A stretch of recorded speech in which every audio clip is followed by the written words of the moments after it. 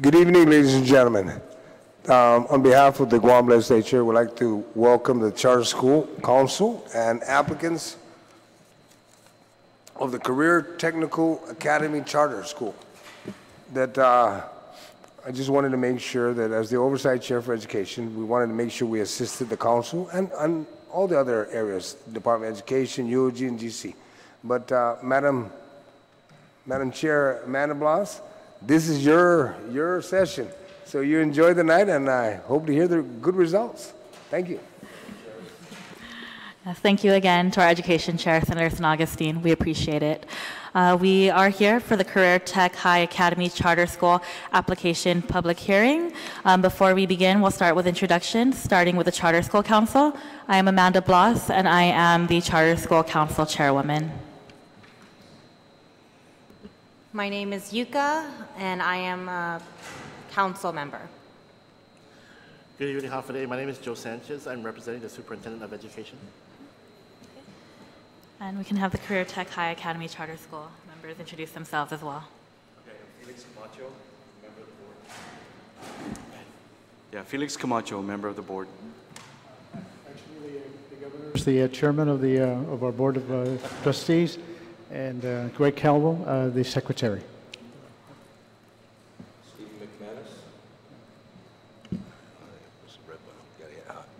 Stephen McManus, Vice Chair, Career Tech High.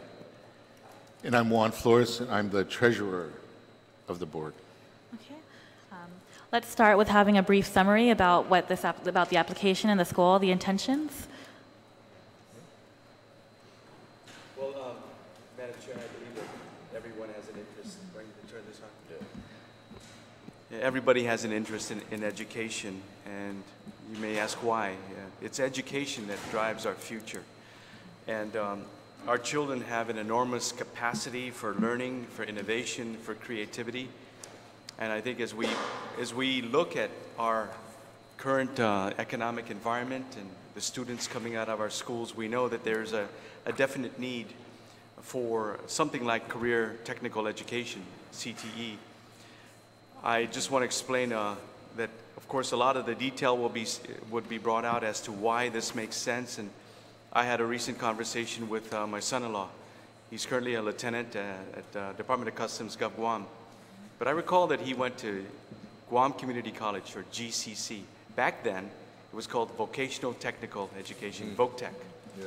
And I know them and know this very dearly because as a friar at Father Duenas, we didn't have enough students to form a football team or to make a complete complement. We had to join forces with VOCTEC, and it was called the VOCTEC Friars. Yeah. But we wore VOCTEC colors. Nice. It was then that I really got to know these young men that were there for career technical education. One of them explained to me, they said, you know, you guys are lucky. You're in a private school. You have an idea of what you want to do in the future. You want to go and get a 4-year degree. And in those days, you get a 4-year degree, you get an undergraduate, and you've got your future set. You can get a job. Things have changed. He said to me, I come from a family that's not wealthy. We're struggling. I can't afford college, so my options are limited going into high school. And afterwards, he says, either I join the military, or I look for a job at Guam if I can get in, or a part-time job in the private sector. Yeah. But I'm very limited. He says, so I went to VOCTEC so that I can get at least a head start. I can get a technical education with the core curriculum of academics. I can work part-time, and by the time I graduate, I have a job waiting for me. I won't struggle. That was the same story my son-in-law had told me. He says, Pop, I went to VOCTEC at that time.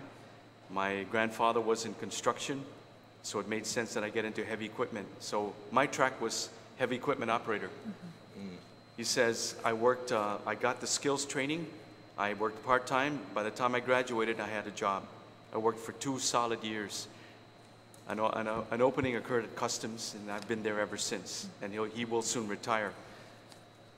Classmates of Juan Flores and I from Father Duenas themselves, and many others that we know, that graduated from Voc Tech had good, outstanding careers. So it points out the fact that not everyone has an opportunity or desires a 4-year degree. Yeah. And it's not necessary for success. I believe that the career tech education provides an avenue, a venue for many others that would choose to go down this path. And it prepares them for life. They would learn technical skills, they get an education. If they want to go to college, they can. If they want to pursue a certain career path, they can do that. Yep. And so it's about giving choices to many of our youth. And I believe if we have a school like we're proposing, Career Tech High, that's focused in on this, we're going to see a lot of success stories down the line. Of course, I now open it up to the rest of the members here that they can provide their testimony. But thank you. And thank you, members and the board and the council for this opportunity. Just adding on to what Felix said, I have a personal history as well with going back in my days with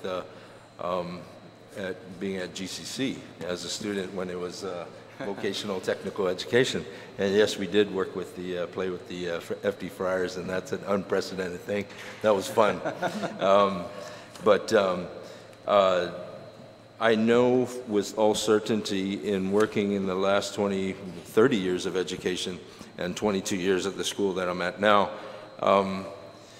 working with youth, they need focus. They need something that drives them. They need an incentive that gives them a sense of accomplishment, a measure of success, something that motivates them to want to go finish high school. This was my personal life. I really was I had a really bad history in middle school, and it looked like it was going to be the same thing in high school. But GCC, because of my passion for automotive mechanics, in a sense, saved my educational career. And I succeeded. I went through the 3 years. I was motivated by the trade. I was motivated by the incentive of getting paid in my senior year and graduating with certification in the National Institute of Automotive Service Excellence. And I got that certification upon graduation. And it really helped me to feel like a technician and a leader, even though whatever my history was. I've had a passion for youth, working with youth, and this is the reason why we wanted to start this school. It has everything to do with helping the current crisis with the teenagers, with the youth in this island, not just education, but their social problems. And we really feel that if students can, if more students can get technical education and get on track with their passion early and not just wait till after they graduate, then we're going to get there. I just want to address the how, and that is how we're going to do this. Career Tech is going to start off with 9th and 10th grade students. We're going to get them immersed, of course, in the basic Common Core academics, but we are going to immediately get them started on identifying career tech clusters and tracks, pathways that interest them,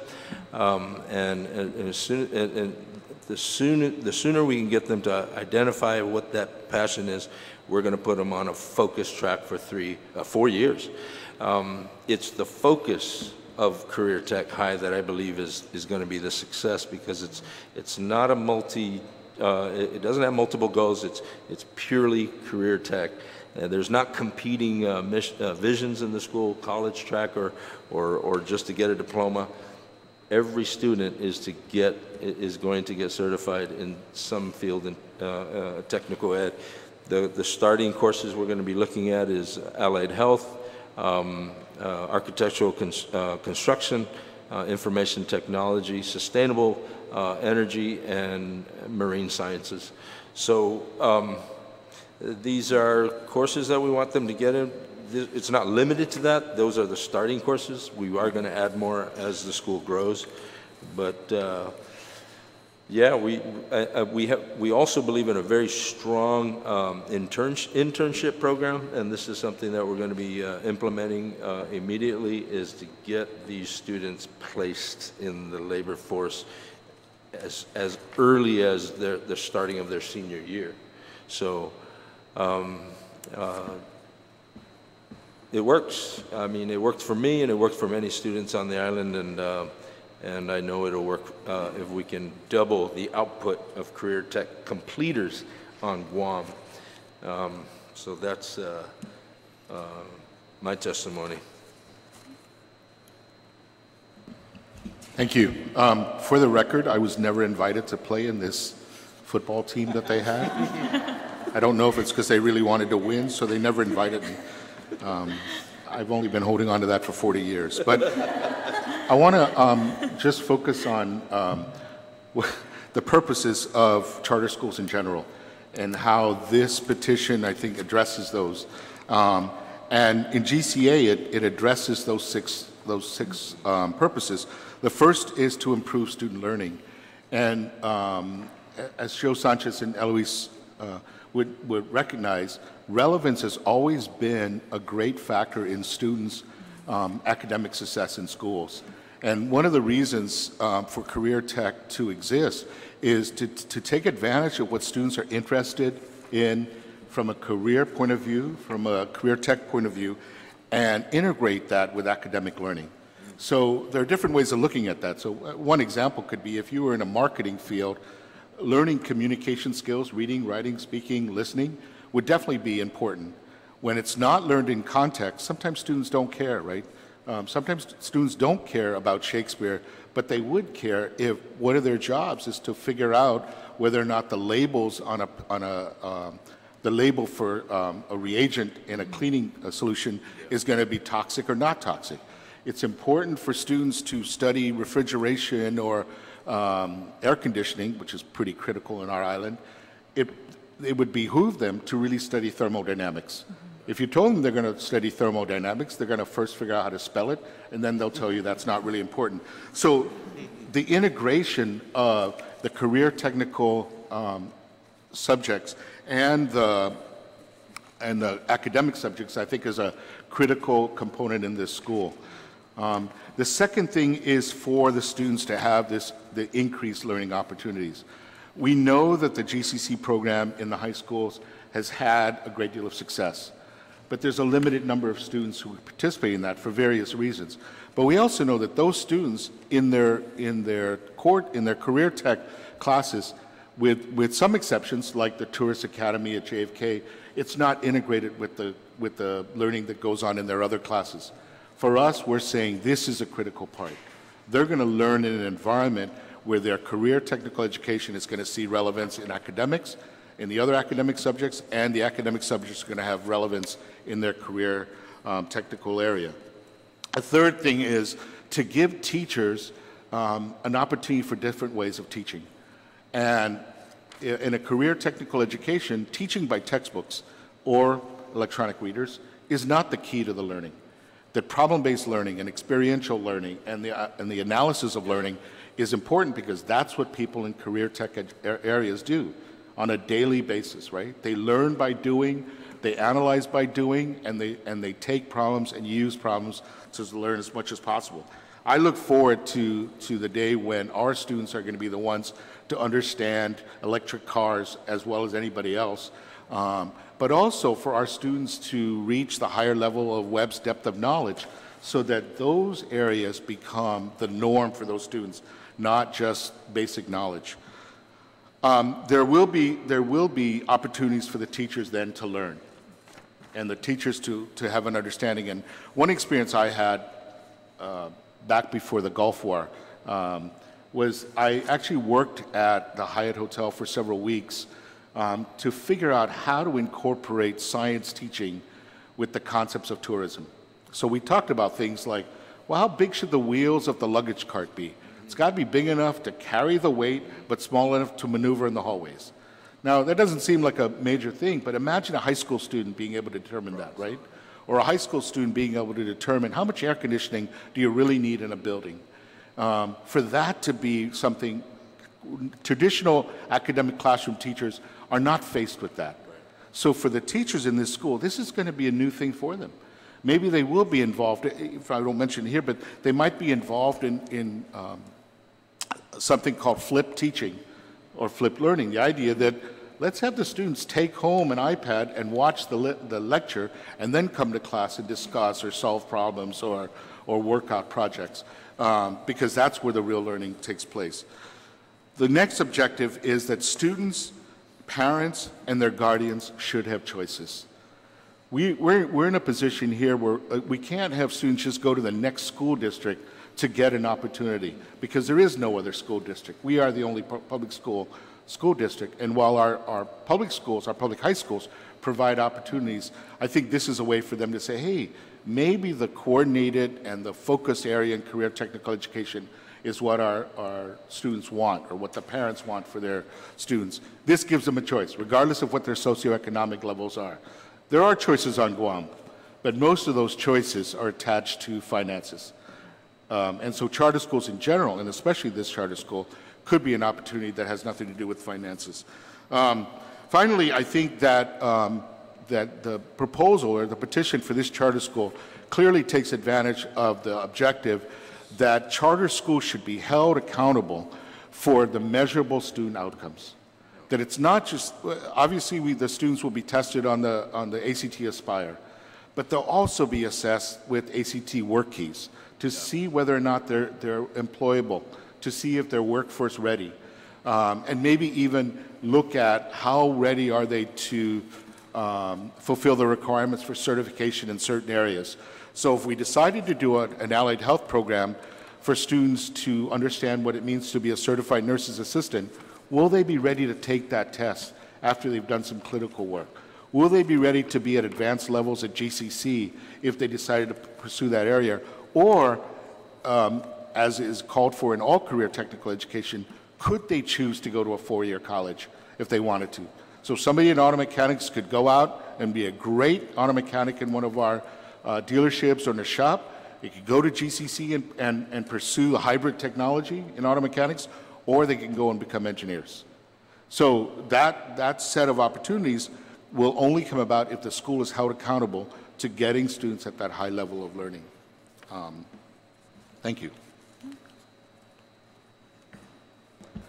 One of the things I just wanted to include in the introduction of my short statement is I think back of the things that my dad, the late mayor of Timoni, Gregorio Calvo, related to me as I was growing up. And it didn't really come to mind until over the years I started moving into into my work experiences, of how he related that in Jigo there was only about 300 people living there when the family started going back to the villages immediately after the recapture of Guam, the liberation of Guam back in 1944. Within 6 months, he was the first Chamorro to be brought in by the Army Engineering Corps, which was there at the where Southern Anderson, that housing area. And so Dad was the one working with the diesel, helping to just fuel the trucks and then beginning to work on minor repairs. And within a year and a half, he was the first that the Army certified, first Chamorro, as a heavy equipment operator. Well, 6 years later, he was the first hired Public Works heavy equipment operator. Over all the years, Dad saw that working with young people was extremely critical. One of the things was that he would mention that many times the training programs, this is over the years, and he saw this as the 24 years in public office in Timoni. He served on the Parks and Recreation Commission. But in training programs, he would be working with a lot of young people. He spoke highly of the referral to many young men into the military services in two areas. One was the first that desired military service, and then the ones that had no other option. And he worked at that time, was the first mayor to work with the judicial branch of our government working with ways that violations can be minimized and actually be court-ordered to be removed because the overall good of that individual. And coming back over the years, a number of guys that became officers would come back to him. But the entrepreneurship part was the other thing I wanted to bring up, that over the years that Dad was a GovGuam employee, and then of course as an elected official, was always the recommendations to Mr. Cowell will need a recommendation for this job or this time. And Dad would always say, is this really what you want to do? It was something that said, that told the young people that if you were going to do something, it's not so much just your dream, that your passion, but what's the purpose, your purpose in life? Without being very specific in counting, but we used to toss around numbers because it came from a lot of, was that they were over the years of service, the Dad would begin to say, the Little League was another area that he invested in, but that same principle was going on. And he saw in the 18 years that he was district administrator, the Guam Little League, the start of the Little League in all of Micronesia, and then the Far East, and then into Oceania. And he saw a number of All-Stars going to Williamsport. Young people that were caught at the right time in the right choice of sports. They didn't have to be athletes and everything, but what was it that they were good at? And that was what he was doing. And by the way, he was the first All-Star manager to go to the Far East. But let me close with this part here. And Dad was always saying, because they would say, hey, he was assistant commissioner back then, were you selecting these guys because they were the very best? He says, you look at how we all started. Tamuning always had one Little League team for like 3 or 4 years because they always were selecting the best. And then when he came in, the first year we had 3 teams, then 4 teams, and that was how I developed them. And the whole thing was the teams developed the individuals who became the All-Stars. So the whole thing, when it comes down to it, is when you look at it, and then of course in the area of the village, when the discussion came up as to where to eventually locate this new charter school. And the momentum, the initiative came out of Agate, Pastor Steve, and those that were around him. And it was almost as if there was no question. Agate, the Western Gateway to the south. Why not the south? Why not speak on something that would be so grassroots that once the commuting of 10, 15 miles would negate? And so there it is. When it came down to it, and you see on the map of the petition, the choice was Agate. Right there where it is, and it solved the next problem that we were going to have to look at. How are we going to have facilities? Are we going to have to come up with money that we don't have? What are we going to do? And it came to the discussion, why not do with what we have? So we'll start right where we are, and if 200 students is what can be handled, well, let's start with that. And then we'll see in the days ahead what can be done. Thank you. So we'll start first with questions from the council members, and I'll start with the first question. So obviously the school year starts before the new fiscal year. So should the application be approved and you would start enrollment for the next school year, is there a specific plan for how to fund prior to the fiscal year funds being allocated? I think that's going to put the burden on the school to raise the money, to raise the funds. And I think that probably is worthy of the school to do that. My concern with that is that through the budgeting process, the allocation for the number of students who will be coming out of the public schools has already been given to the department, right? So if 200 students are coming out of the DOE schools, the funding that would have gone to those schools, to the DOE schools, maybe could be transferred to the school. We've put together, and it's in your budget packet, we've put together a very modest budget for those first 3 months that will focus, first of all, on setting up the school, preparing the teachers, and for the teachers themselves to help prepare for the schools, and then to ensure that when school starts, that whatever's necessary to get the schools going will be there. So we're looking right now at a couple of possibilities with funding, and we're Steve and I have been watching every week the federal announcements about grants, because there is a very substantial grant for the initiation of charter schools, and we're hoping to take advantage of that. And while that may focus on things like professional development and buying equipment, it may help us fund the first 3 months. But we're hoping that we can make a case to the legislature that somehow that allocation, which has been done for iLearn, it's been done for Guam Academy Charter School, to be able to have that seed money to start the school. So we're not seeing ourselves, in a pushed up against the wall financially. But if push came to shove, that's something the school will address.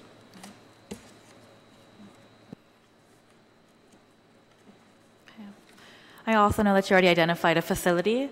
And I do see that your growth will go from 200 for the first school year and then 420, and then by school year 2020. Does the current facility, is it able to accommodate 400 students? The current facility can accommodate up to 200 students right now. The owners of that facility is looking at pursuing to double the size, to build the second floor and to add more classrooms and enhance the facilities going into the second and third school year. But yes, the first school year is adequate right now. So it's turnkey. It's ready to go. Okay. I think it's also important to recognize that Career Tech High Academy is, we've discussed the where do you start as far as the student population and student base, and it makes sense that you begin with 9th and 10th grade. It wouldn't make logical sense to bring in a junior or a senior that would have only 2 or 1 year remaining in their high school career if they were pursuing a technical type career or education. But if you started off the initial student population with and populated it with 9th and 10th graders, they would have the opportunity to complete a 4 years, 3 years minimum. Okay. And so that kind of ties in also with the initial start of 200. Okay. It's a conservative amount, but we believe that it's very manageable. Okay. So the facility currently will accommodate 200, and then to accommodate for the 310, there would have to be expansion at that point for the next school? We actually want to start the expansion now, hopefully in February, March. That's the goal. So I'm looking at 3 to 6 month lead time to build this structure. And if we wait until the summer of the next school year, we're only going to have a 2-month window. So it's actually ideal for us to start now because we can, so that's the responsibility of the property owners to take care of that, and that's the goal, so that the place will be ready in preferably August, if not September at the latest. Okay. And if that construction can start, that even though the square footage that's going to be rented may not be maximized at the beginning, that the construction prior to the start of the school will minimize any disruptions during the school year, so the students don't have to worry about, pounding on top of them or any kind of construction that will disrupt teaching and learning. Okay. I do also have a question for the Board of Trustees. Is there any financial compensation associated with the Board of Trustees at this time, or is there a plan? We have no desire to do that. My only expectation is that they continue to laugh at my jokes. But well, there you go. You got it. Okay. I had a question on Schedule A, personnel for the budget. I see here, I'm going to jump to the counselor position. So the vice principal will be also acting as a counselor. So for the first year, you have about 200 students. I'm going to be practical. And when I was in 9th grade, I wasn't too sure what kind of career I wanted to choose. So I went back and forth. Am I going to be in marketing? Am I going to be in finances? So do you believe that the two because counselor positions are very important when I look at the school plan. So maybe you would want to add another counselor position. In the first year is when For the first year, you already have 200 students, and you're looking at 2 counselor, 1, which is a vice principal, and a counselor position. Right. So will the teachers will be acting, I'm thinking practical here. And I think that's a great question, because part of the role in career technical education is that all the teachers are going to be fully committed to the future of the school, of the students. And it's going to be a professional opportunity for those teachers to act as, maybe not necessarily as counselors from a therapeutic point of view, but they could be academic advisors. Right. They certainly, the teachers who are in the career technical fields can be advisors to the students about what are the expectations of those fields and help them to make decisions. The academic teachers could certainly continue to be those who advocate for the students within the school. So you're right, it doesn't look like there's a lot of support, but you know, with having 20 students or 22 students in a class compared to 28 or 30 or 32 right now, there are opportunities for teachers to play that role, which I think in most schools, I've been involved in independent schools, and in independent schools, except in schools that have a lot of really serious therapeutic issues, most schools don't have counselors. The teachers play that role as advisors. And I think those who choose to teach at a school like the charter school will play that role. But there are some both legal and even technical aspects of counseling that are important. I mean, somebody's got to help facilitate the applications for college if the students decide to go to GCC or UOG. Some of them may have to deal with, if there are students who have special needs, that there's going to be some interaction with the special ed division at DOE. That's the role of a counselor. Now, at the beginning with 200 students, considering economies of scale, a person who plays the role of counselor and vice principal might be sufficient. The reason to continue to separate that, though, the reason to separate that, at a certain point, while we're not anticipating a lot of disciplinary issues, at a certain point, the vice principal and counselor have to be separate. Right. So the vice principal can address the disciplinary issues and other things, while the counselor really is the advocate for the student and facilitates the student's efforts. Thank you. May I just add to that real quickly? We had all agreed way back in the formation of the organization and the board, as we began to look at board meetings and then planning sessions, developmental sessions, and it's really something we've always said this. We're going to look at the charter school, the Academy, Guam Academy Charter School Council, the Department of Education, the interaction with all the other charter schools, and a very close relationship with all the management aspects of DOE to guide us in the very specifics.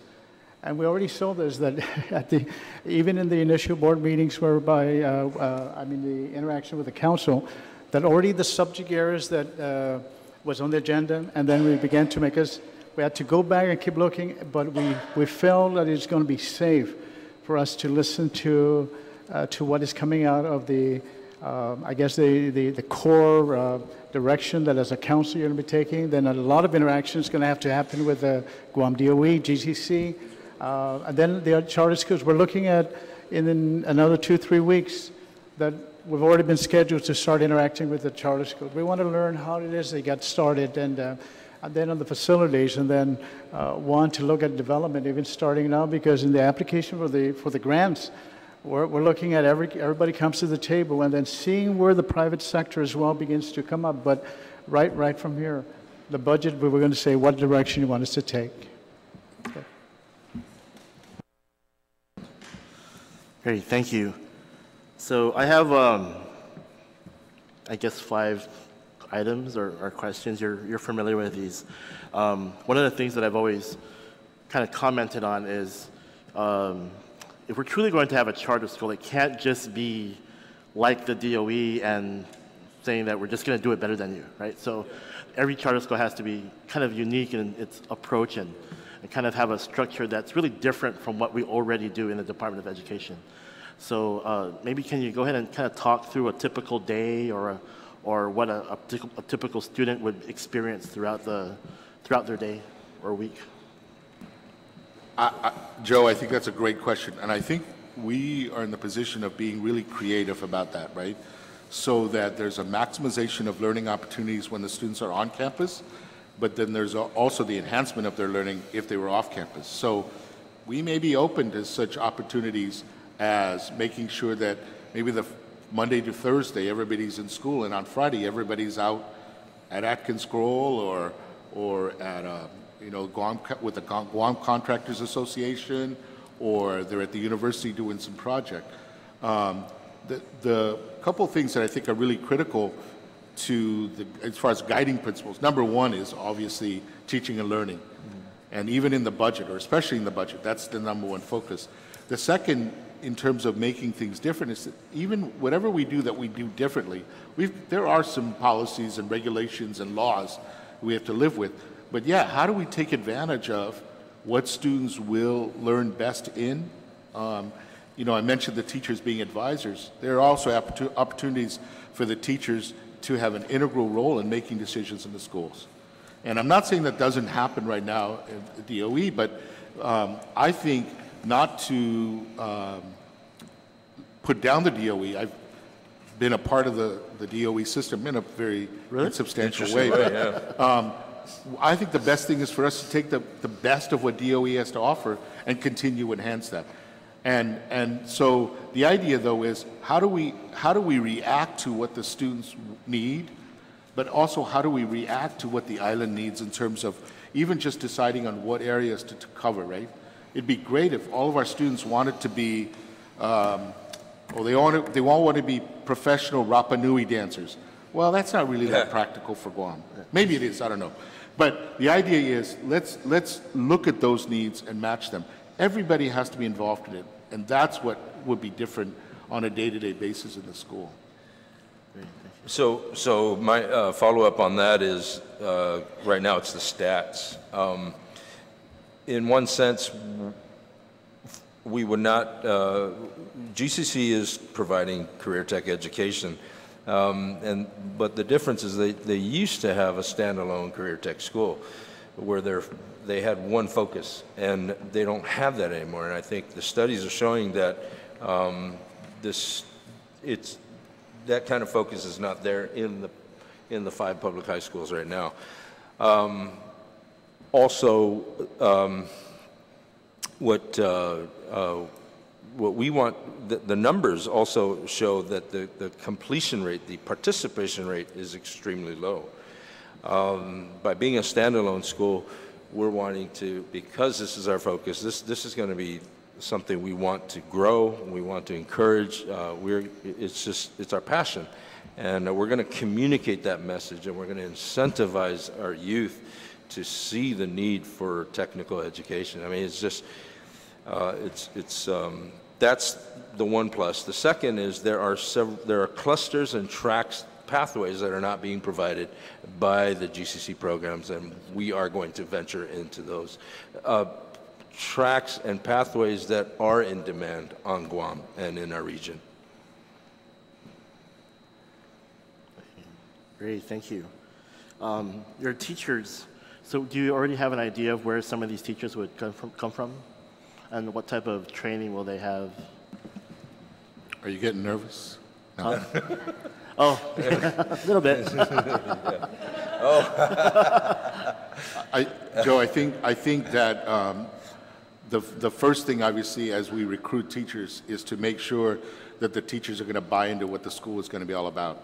That if they're not interested in integrating their teaching, if they're not interested in learning new skills, that we want to focus on teachers who are willing to be taught.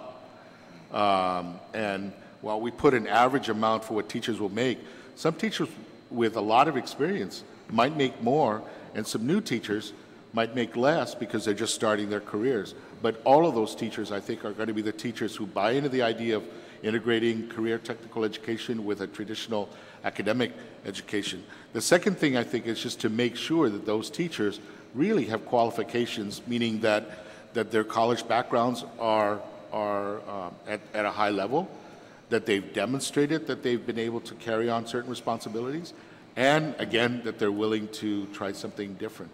So obviously that might be kind of challenging for the school. but there are no ready-made career technical education teachers who can do that integration,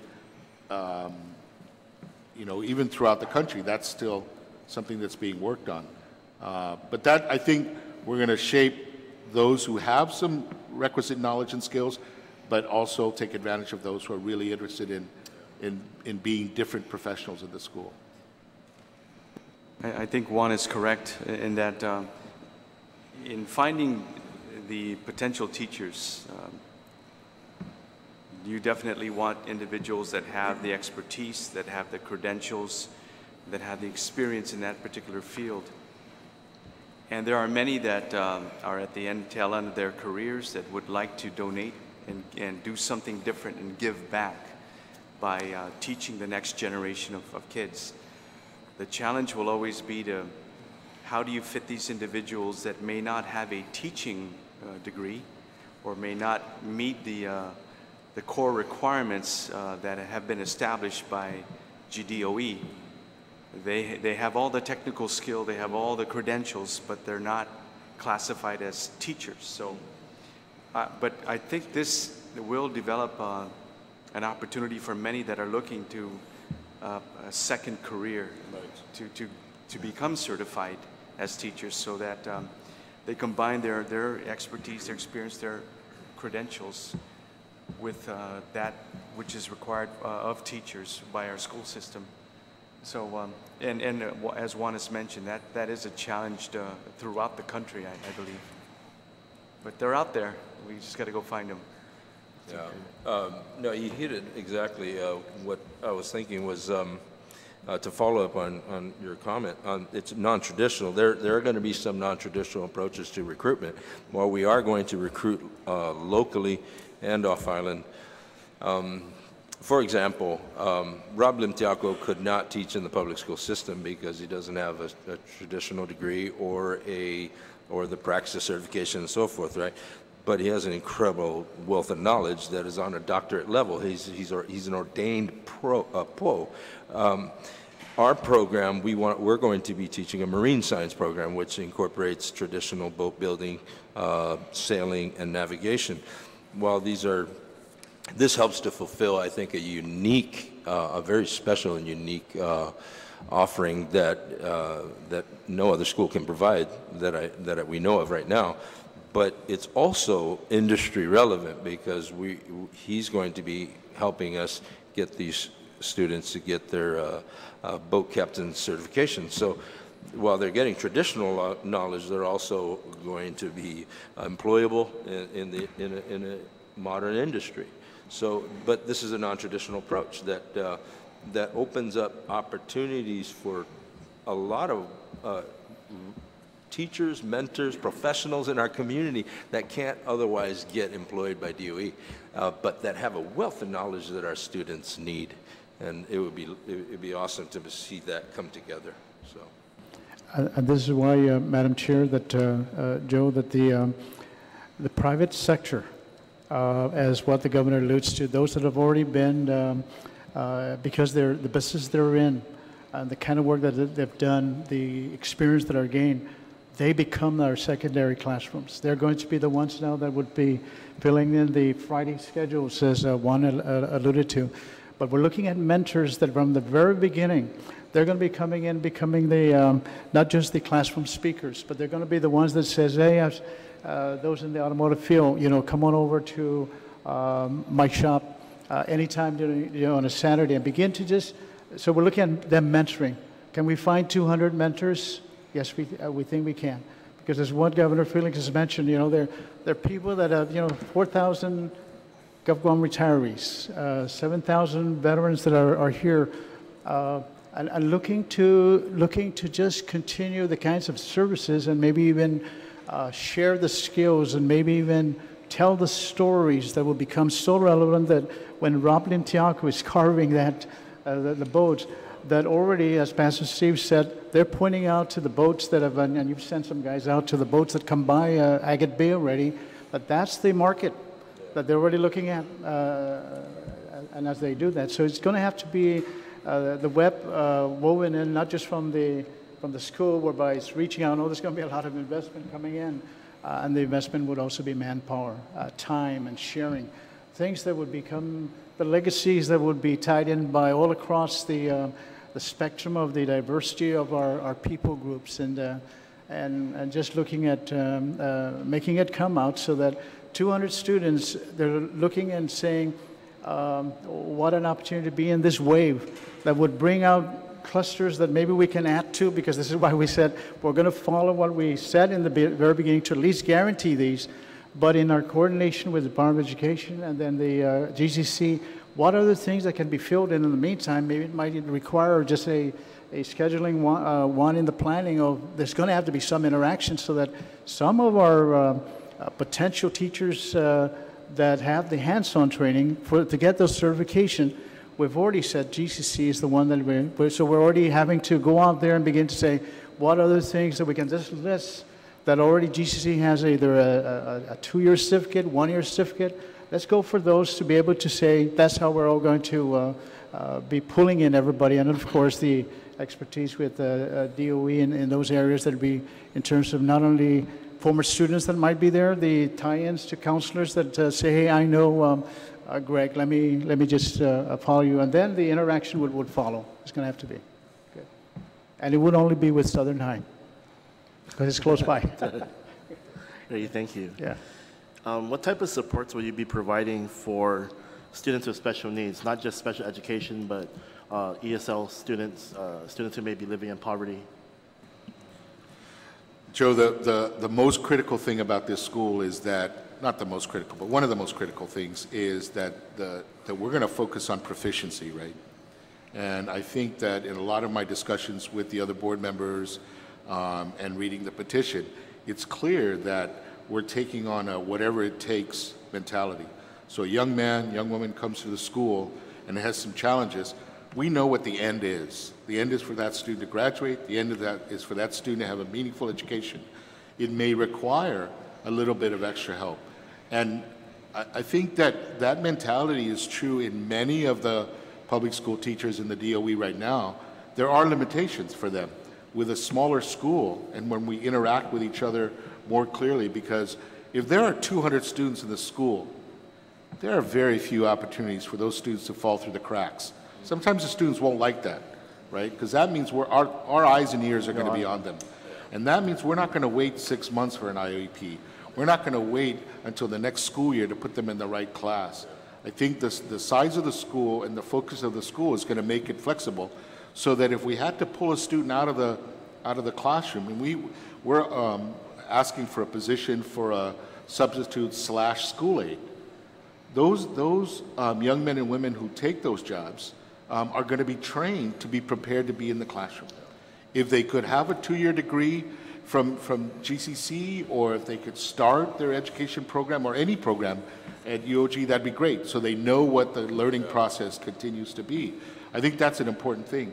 So again, the critical thing is, in a sense, and you and I have talked about this, every student should have a learning program, right? We won't call it an IEP because of the stigma, but every student will have a learning program. So if I went to the principal and said, hey, what is Manuel doing? And the principal should be able to tell me, man, we had to take him out of algebra because he wasn't ready, but we're going to put him in upper level English because he's really great at creative writing.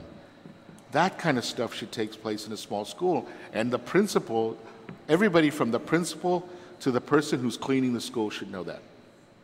That's the focus of a small school. We know that we've all read the research that smaller schools do that because the attention to the individual students is really critical. Great, thank you. As I read my last 2 questions, I realize they're not really questions and they're more comments. So I'll just make the comments. I like how you have the assessments laid out, where you're keeping kind of the same assessments that the Department of Education and the other charter schools will be using. However, I do want to maybe recommend that when you look at your goals and objectives, that you include other measures that are more applicable to the claims that you're making. Because I think WorkKeys is good, right? But WorkKeys and the ACT Aspire, they measure very academic proficiencies. but what you discuss in your goals are beyond just academics. So if you don't have measures that measure those other skills, then you really won't be able to kind of verify the claims that you're making. That's right. And part of it is because you're a charter school. I love the idea of a charter school because you can really break away from all the bureaucracy, all of the policies, all of the other laws that really kind of constrain our creativity. So I want you to take advantage of that because what I like to see from charter schools is maybe some of the charter schools can be models for the DOE, where we're not able to experiment with a lot of things. I'm very excited about, I know the iLearn folks left, but I'm very excited to learn about what they're doing with technology. Right. And we're actually taking some of our teachers to go see them because they're totally like breaking the rules when it comes to technology, but yet their students are so engaged and we want to learn how to do that. So I'm very excited about the comments that you're all making because it makes so much sense. This is what our island needs. So, go forth and figure out what are some ways, aside from the standardized tests, how can you demonstrate student learning? Because right now, DOE, and we're hooked on standardized testing. Right. But we know that that's not always the best demonstration So of in answer to achievement. that, like you said, other than work keys, it has to be the outcome in the end is really the measuring device. So which we wrote in 1B under goals number 2. The measure of success or the tool that's going to demonstrate were they proficient in technical education, our what is our signature, right? Are they graduating with certification in a chosen technical trade? So that ends up being, instead of an SAT, for me it was NIASE, and I got certified, and what that did for me was amazing. It just, wow, I'm a certified technician, you know what I'm saying?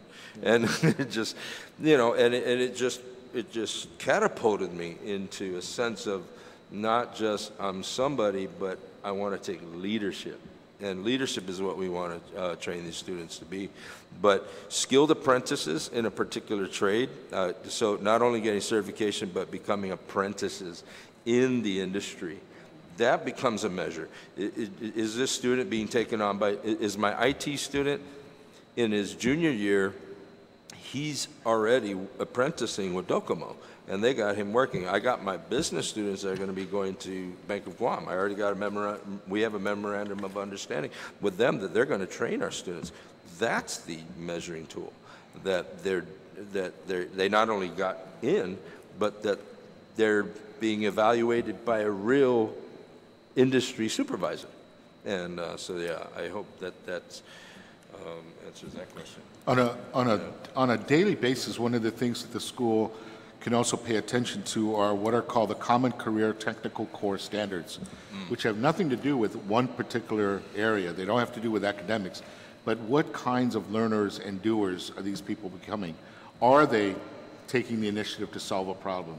Are they recognizing what resources are needed to be able to carry on a task? And those standards, while there's not one nationally recognized assessment, there are some assessments. And I think it's just a matter of us. One of the things we could do actually is maybe try to figure out how we're going to do our own assessments. We're not great at doing that on Guam, right? we sort of buy packaged things. I think we're ready to start making our own. Sure. Things that take into consideration what Rob Limtiaco thinks is important, or what Chris Dennis at GCC in automotive, or what Vicky Shragi at GCC thinks are important in their fields. Let's apply those to the Common Career Technical Core Standards, and then see how on a regular basis we're assessing the students in an informal way, so that they are developing those habits over the course of the 4 years at the school. Great. Thank you very much. So I do have a question about the Internship Coordinator in Schedule A for personnel. So I know on page 16 it says that you already secured several memos of support from businesses providing apprenticeship training, and then you talked about the apprenticeship. But I noticed that the Internship Coordinator is not funded for year 1, only year 2 and 3. So is the apprenticeship coming only in 11th and 12th grade, or is it not going to be part of 9th and 10th? Yeah, that makes sense. And the first year, and even if we followed DOE GCC model, the first year is an exploration year for the students. That even though they might think they're interested in marine science, really a student might say, hey, I didn't know about allied health. Nobody ever told me about that. Right. So they get introduced to it and they end up choosing that. So maybe ninth grade will be the exploration year. Yeah, it will. But the 10th grade, Yeah, they're just being introduced to their particular core areas, to the core technical areas. So the other reason, to be quite honest, has to do with economies of scale. No money. That the third principle in budgeting, first is, obviously, are we focusing on student learning? The second is, are we making sure we're following all the rules and regulations and the laws? But the third thing is, the third principle is, are we living within our means? And so while we may end up finding out that it's more important to have an internship coordinator the first year and we'll take something else out, at this point, we might try to live without that person in the first year and build it into the second year when we will now have juniors who will need that, will need that person to support them. Chair, and I think that also was the would lead into what we decided way back, that the economy of that we have to look at the economic picture. This is why we appointed Juan to be the development chairman for the, and then of course Pastor Steve going into the faith-based, and then Governor Felix into the private sector. And I guess I got the assignment of the 19 village municipalities, and so it's sort of a look at the network, and then as the students begin to come forth and we're going to be asking the parents, how is it that we can come together and then do a support system for each student, and then what's going to be coming out, of course, is to start filling in the gap for a little while. Good. I had a question back to your non-traditional way of hiring. Will you be making any revisions on the employee qualifications, item number 6 and 7, that you will be requiring a minimum of Bachelor of Arts or a Bachelor of Science degree from a recognized college or university with your plan that you just proposed? Where was that again? I'm sorry. I'm sorry, it's page 15, employee qualifications. So we specifically wrote, I mean, I wrote it, but I know where it's at. Where was it at again? Page 15, employee qualifications, 15. item number 6 and 7. Okay. So what I wrote specifically, it says, number 7? Number 6 and 7. Okay, so the academic teachers, yes, they must have a Bachelor of Arts degree and a Bachelor of Science degree, but the career tech teachers shall have a minimum of a Bachelor's Art or a Bachelor of Science degree and or a professional certification in the field they are teaching. So it is open. It is already open. And of course, we prefer to have all teachers degreed, but again, this is the idea of this charter school is to be able to be free. Not that we want to lower our standards, but we certainly don't want to deny ourselves to someone like a Rob.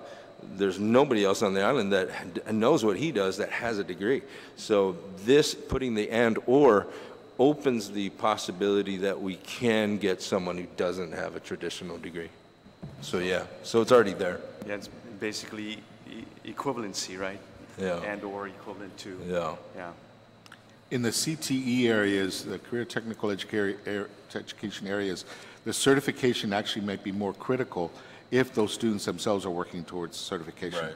So for them to be trained, to be directed, to be advised by somebody who already has certification may be a requirement for some of those areas, more so than a college degree would. And then I'm going to jump now to a financial question. Okay. So you have Schedule B, contractual, insurance. There's 3 line items of insurance, or is this just one line of insurance? And then you're proposing that these premiums will, with the growth of the school, it will, the premiums will be higher. Is that how I'm? Yeah, I tried to follow the schedules that the public schools follow, and I didn't know how they change the quantity or the unit price each year. So that's why I had to write it in 3 different years. Okay. So for the first year, there's one level, second year, another level, the third year, third level. Now, those obviously could change because a lot of it, this is relatively new for even the insurance companies, right? But those are projections, what they be. It could be lower than it's normally projected to be, but it could also be higher. So it may mean, as I mentioned to Steve earlier, as we tried to balance the budget, in the equipment and supplies area, that's where our cushion is. That's where maybe more fundraising is needed. But there are certain things we have to pay. We have to pay for insurance. We have to pay for salaries. And in those areas, there may be a variation in those, but that's what we're projecting for now.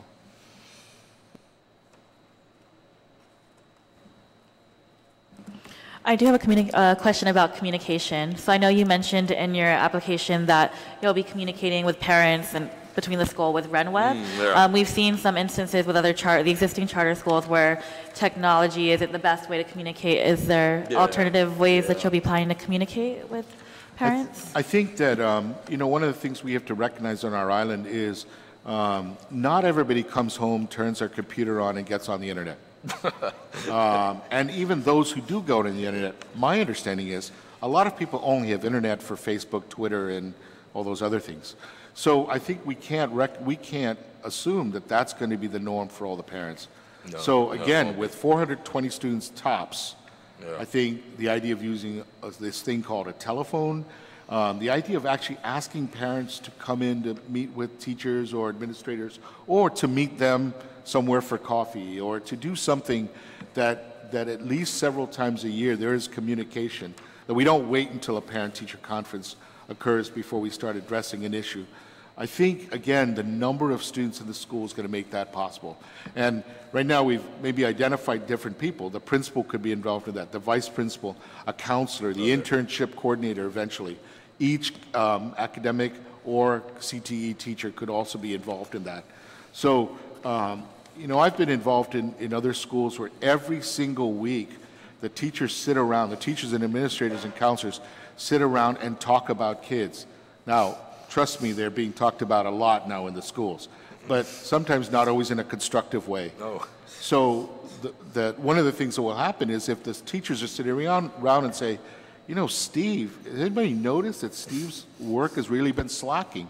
And another teacher will say, yeah, that's what I've noticed, but I also heard that he broke up with his girlfriend, and so maybe somebody should talk to him about how, give him there are other fish in the sea lecture. Yeah.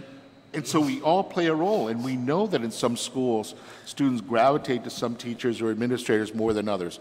I think a small school needs to take advantage of that. And contrary to popular belief, high school students are not ready for the real world. They act like they are, but they still need some of the support that I think adults need to provide for them.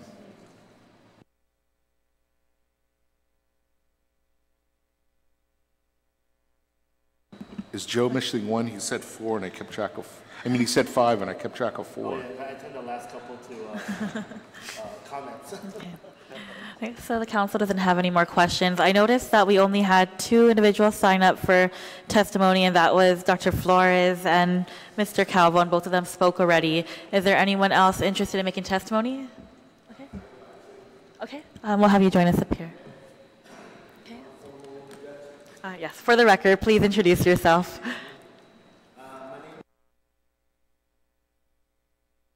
Middle button.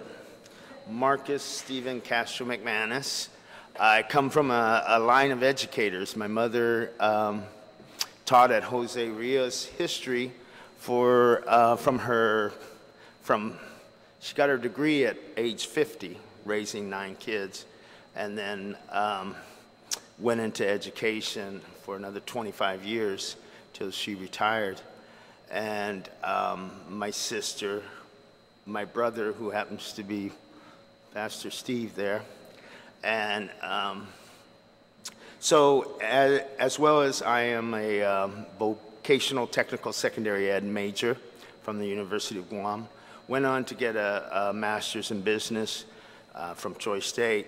And I'm more a pragmatic type person. In vocational technology, it's a go, no go type scenario. It's not this arbitrary A, B, C, F, and so on. And so when you were talking about teachers, qualifications, things like that, I am a supporter of this school but I'm not on their board. I, as a farmer, as a contractor, as a businessman, support their ideas and can use them to their students to do practical, real-world things, even at a young age of 9th, 10th grade, 11th, 12th, and to get them to know what it is that they might be entering into, what world, how tangibly that's going to happen. And so it's been my experience. I have 7 children, and I've taught them all the trades that I know, including fixing your car, fixing the house, doing the electrical, doing the drywall. And when they went off to college, they just couldn't believe how ignorant they are. The other college mates didn't know how to cook, didn't know how to clean, didn't know how to do a lot of things. And then they would come back to me and say, thank you, thank you. And I'm not trying to tout my horn there, but I'm just saying that there's practical applications in career tech education that allows students to explore their inner passions for life. And if they make that a vocation at the same time, they can really do well. And all of our kids are able to do that here on Guam. We have people, I was just telling some FD kids this afternoon that, we have kids that, are in the NFL, Pia Marie or Pia Mia or whatever. We have some really high caliber people. If we let them loose, let them do, it really can happen. And so what I'd like to do, what I've been advising the school is don't just look at the credentials, look at the mastery of the technician. If he's a master cabinetry man, a master mason, a master this, and help him, as you, the educators, help him to relate that to the kids and do very practical, simple activities so that they can see how it works. And I'm offering to pay their interns, $10 an hour for subcontracts that I'm going to get that are very mundane, very simple, but are very necessary. That's what makes buildings build and things like that. And to take pride of ownership of not only getting paid a nice salary, but hey, I helped build the Legislature building. I helped build, Nico. I helped build the new museum. Unfortunately, we can't say that right now. But eventually, that's what we need to do. And we need to stop relying on H-2 workers. We need to grow our own skilled labor. And this school seems to be able to provide that kind of stuff. And I'm looking forward to working with them and support them in whatever way I can, as well as just do practical things in farming, aquaponics, construction, whatever. I offered to negotiate that stuff for them at no cost. So, I think it's something that's necessary, that's good. Getting, like you had said, too academic about things, especially in the vocational technical area, and our special needs students who may not be able to capture all of the mathematics and all the science and all this other stuff, but they're darn good at what they can do. And if we hone those skills, mentor those children, and help them to become independent entrepreneurs, leaders, workers that meet our community's needs, not all over the world. I'm talking here, Guam, and they stay and they have good jobs and they buy cars and buy houses and do success. And so I just wanted to register that I am in support of this school. I'm willing to support them as much as I can. I tend to advise my brother at times on things just because, and Juan, a good friend of mine, I knew him as an educator at Southern High School and Interon High School, and good people. And it's just a matter of making it, connecting it, and having the flexibility. We don't want to be too rigid. We do need to be accountable. I'm not saying anything about that, but so rigid that we can't make things work, because we can make things work. And this team here can do that for sure. Thank you. Thank you. Is there anyone else who would like to speak testimony? Okay, we'll start with this gentleman and then we'll... Okay. And you can go ahead and set up over there. Okay. Before you start, please state your name for the record. Okay. I promise I'll make it short and sweet. Okay. Often good evening to the members of the Guam Academy Charter School Council.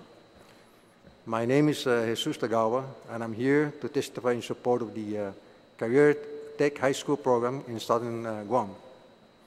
I would like to begin by sharing a story about myself. When I was in high school, I decided to further my education in college and become an engineer. With that in mind, every summer, I enrolled in the summer job program as a helper in the engineering department with the Trust Territory government in Saipan. Upon graduation from high school, due to financial constraint, I could not pursue my college education in the U.S. mainland where they offered engineering program. So I decided to enroll at the University of Guam, choosing my second option as a career, which was law enforcement. A few years after graduation from college, I applied and was accepted by then Guam Department of Public Safety, which is now the Guam Police Department. As a patrol officer, I was assigned to the Northern Precinct Command. One Sunday afternoon, while patrolling the street in Dedido, I came across an individual who was attempting to commit suicide by hanging himself on a flame tree. For purposes of this story, I will refer to the individual as Charlie. After he was treated by the medic and refused to seek further medical treatment, I inquired from Charlie why he was attempting to take his life. Charlie replied that he got into an argument with his girlfriend, who lived just across the street. I summoned Charlie and his girlfriend to the precinct for further questioning. After a lengthy conversation with both individuals, I explained that suicide is never a solution to any problem. A few years after this encounter, I met Charlie at the former Bonnie Market in Dedido, where he was working as a security guard. Charlie asked if I could follow him to his car because he wanted to show me something. In the car was Charlie's wife, and pregnant with their first baby. Charlie turned around, shook my hand, and expressed his gratitude to me again for giving him the right advice the day he was attempting to commit suicide. There are many other similar experiences I encountered throughout my career in the Guam Police Department. Members of this council, the reason I brought this story to your attention is because I mentioned in the beginning of my testimony that I wanted to be an engineer. However, the good Lord had other plans for me. He made me an engineer in my own rights by allowing me to build character in other people's lives. This experience was very rewarding and forever will be a part of me. It is indeed a dream come true for me. This evening, I asked this council to support the Career Tech High School program in Southern Guam and allow the young men and women who will benefit from it the opportunity to be able to achieve their goals and make their dreams come true, just like I did. During the Vietnam War, young men and women who were protesting the war were singing and chanting to give peace a chance. Tonight, I would like to echo the same sentiment by saying, members of this council, please give the Career Tech High School program in Southern Guam a chance. Thank you, and may God bless you. Thank you, Mr. Tagawa. Okay, we'll do one last testimony. Please state your name for the record. Hi, my name is Shaban, and I'm just giving a testimony as a first-year English teacher and someone who isn't, well, I have my degree, but I'm not that far removed from high school. And so I'm speaking as someone who had no problems with the Common Core, right? The structure of a traditional education that was academic, that was perfectly fine for me. I didn't have any desire, right, to pursue career tech skills. For the most part, I, passed all my classes. I did well, went to college. That was like the super normal expected track, and I felt like that was fine for me.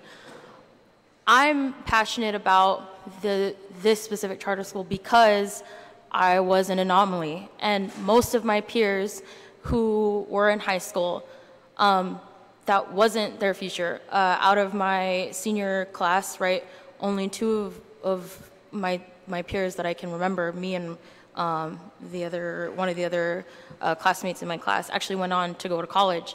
Most of my classmates, what we would talk about, what are you going to do after high school?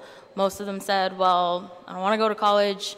I don't know what I'm going to do, though. I don't really have any skills, and I don't know, maybe I'm just going to join the military, or maybe, I don't know, I have to work on my ASVAB. Maybe you can help me, study for ASVAB, or maybe I'm going to, see if my uncle can get me a job in Guam. And I was like, well, I feel like, you have a lot more marketable skills than that, but okay, let's talk about this. And as someone who now is in a traditional classroom, right, teaching English, and coming up with I'm kind of having flashbacks to when I was in high school and thinking, so much of our curriculum doesn't engage kinesthetic learners, or it says that there's skills that they're learning at home, right? You have fishermen, you have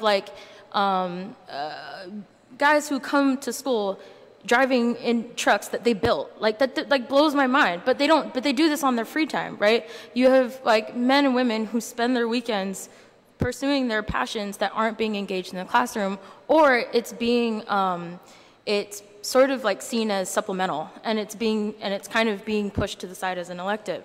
But I was thinking in high school, yeah, I enjoyed school and and that was kind of my passion. In terms of real world practical skills, these are the peers who can fix their car if it breaks down in the middle of the ITC intersection, and I can't. I'm the one crying and trying to call my dad. But these, just thinking about the practical life skills that they had that wasn't being affirmed in the classroom, and so they had a feigned lack of confidence when they should have been confident.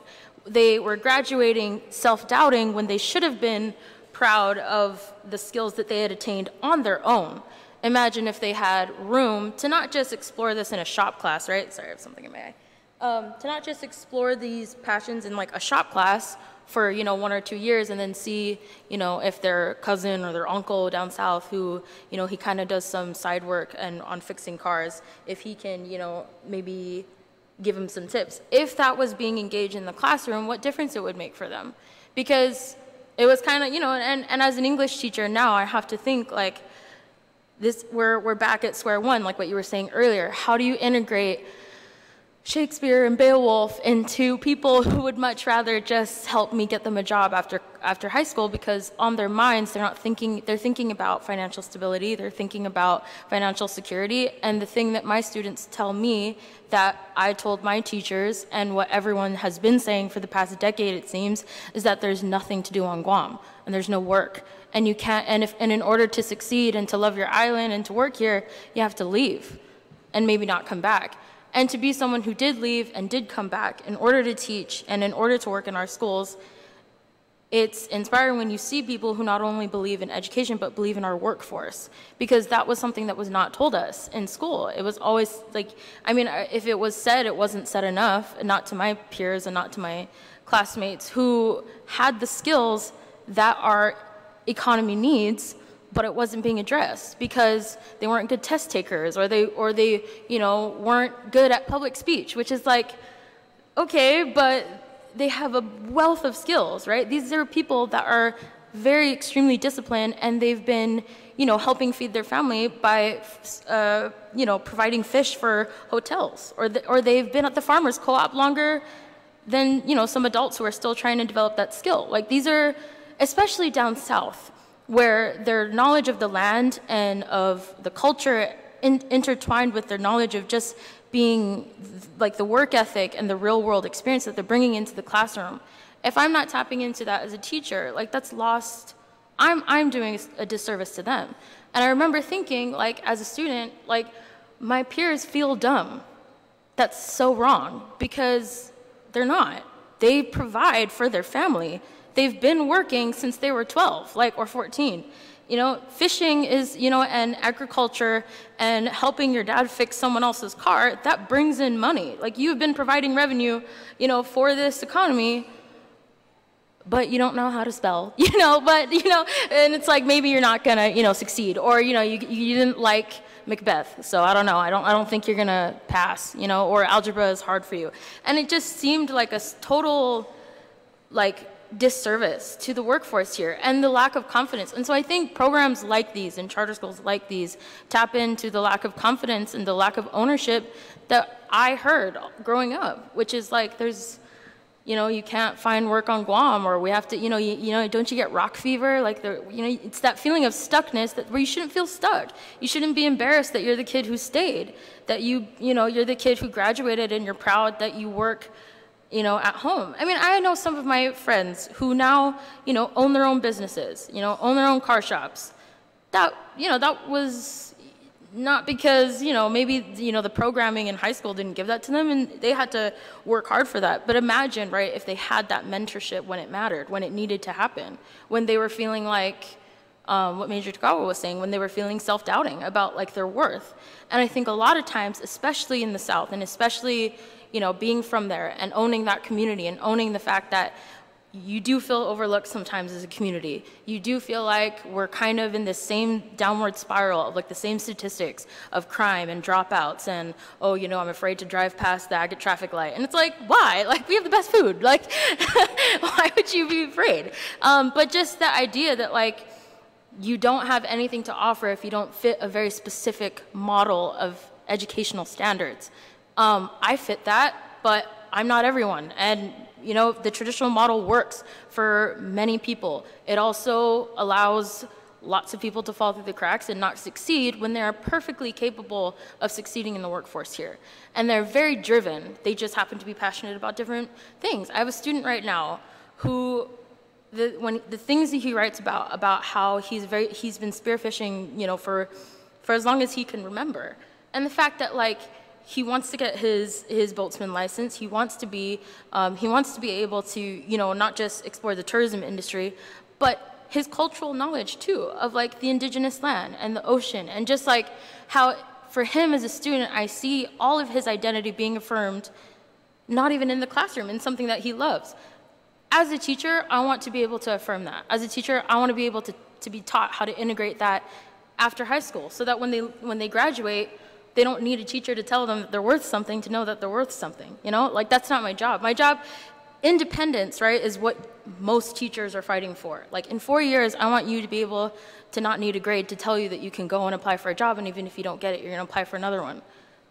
How do you build that confidence? Well, if you put something in someone's hand, and a kid's hand, a student's hand, and you trust them to figure it out and problem solve, and they have that tangible evidence of their progression, right? It's the same with, like, revising a student's essay. My favorite thing is seeing their face when they get all the red marks and they're devastated. And then 2 months later, when they've worked on the paper for, like, ages and ages and ages, and they have a finished product, and then just that moment of pride. Imagine with tangible things in the workforce, with technical skills, skill sets that they didn't know were valuable, they were just, you know, side hobbies. If those things weren't relegated as side hobbies, but actually integral to your success as a person, you know, how would our education look different? So, yeah, I sorry, I didn't mean to ramble, but as someone who's very, you know, passionate about our island, and as someone who was told that you need to leave in order to succeed, and that there's nothing on Guam, or that, you know, the markets are oversaturated, and, you know, what's that going to do for you? And you just have to explore different options. And I would come home if there were more opportunities. Well, like the numbers state, right, there are opportunities. Maybe there's just a lack of mentorship and growth for those students. So this is something that I hope, not just for this charter school, I hope it's a process that's reduplicated, and I hope it becomes a major model of education on Guam, not just for this school, but for the future. Yeah. Thank you so much. If I can just comment, you know, I really agree. I think we have to really think about and redefine certain words like smart or success, because, you know, I'll point to an example, because I run into so many students that you were talking about who don't fit the normal mold. One example is the work that we're doing down at JP Torres. We interview these students and they come in. And here are just some examples. We actually have a student who just didn't work well in the regular public school, but he's actually the #1 fire dancer in Tumon. The hotels tried to recruit him, and I've seen one of his shows, and I did not know he was a high school student. Incredible. He does the, you know, but does not work well in a traditional school. He's going to come to JP Torres. Another student's a musician, great singer, plays all the instruments in a band, plays regularly on the weekends, couldn't make it in regular school. These are clearly students who are incredibly talented. There's even a group of students who went to a trades academy. They built a bus stop. And I felt so terrible when I went to visit their class and they told me they built this bus stop. I didn't believe them. I looked at it and I said, come on. They're like, no, really. It took Dr. Bert Johnson to come in and said, no, they really built that bus stop. I felt so terrible. I mean, I was apologizing to them for like months.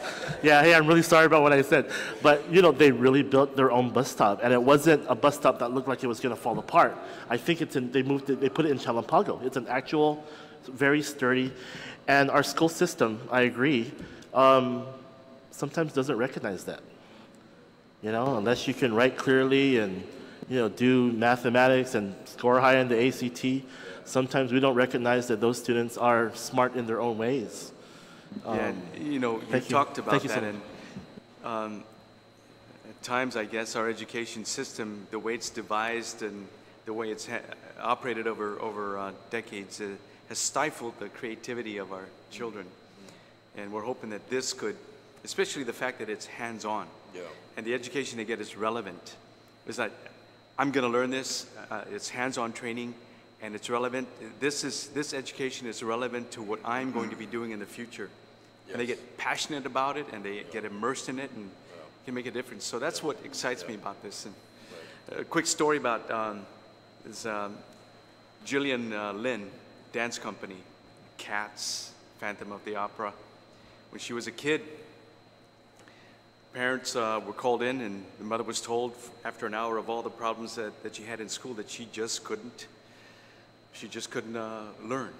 And so she sat at the end of the bench with her hands under her legs for 20 minutes, and you know, the counselor says to the mother, let's leave the room. And as he did, he turned the radio on, and he said, observe her as they walked out, just watch what she does. She started dancing. He told the mother, your daughter's a dancer, enroll her in a dance school. And she went on to you know, enroll in a major dance company, and rather school in London, went on to become a multimillionaire, and has produced and entertained millions of students. It's all because they just didn't understand this woman who has an immense talent and there are many of those out there, many of them in our community, that if we can only work with their creativity and not stifle it, there'll be a lot of success stories. And I think that's why I said we all have an interest in education. And this offers one alternative. This offers one choice. This offers another option that perhaps these kids that don't fit the typical learning mode or structure can thrive in an environment that career tech can offer. So, thank you. So we will still be accepting testimonies via email. You can email that to me, amanda.bloss@guam.gov. We'll accept it for the next 10 days, and if I receive any testimonies, they'll be passed along to the other council members. Okay? And also, just so you know, that the application will be accessible. If you send me an email, I can email it out as well. Okay? And that concludes today's public hearing. Thank you.